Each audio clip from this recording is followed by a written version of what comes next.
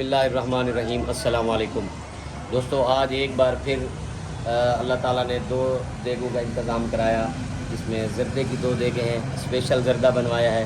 आज हम उस सैलाब मुतासरीन के लिए ये दो देगें ज़र्दे की, तो आज हम उन्हीं इलाकों के अंदर लेकर जाएंगे जिस जगह के ऊपर जो है ना बहुत ज़्यादा सैलाब आया है।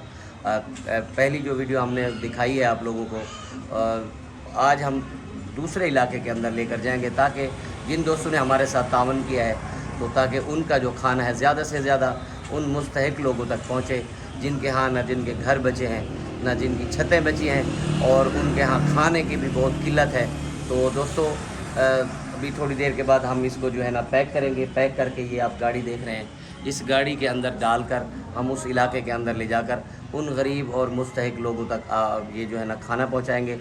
तो दोस्तों, अगर कोई दोस्त ये जो अगर गरीबों तक ये खाना खाने की मद में मदद करना चाह रहा है, तो ये जो स्क्रीन के ऊपर मेरा नंबर आ रहा है, इसी के ऊपर ही मेरा जायज़ कैश अकाउंट बना हुआ है।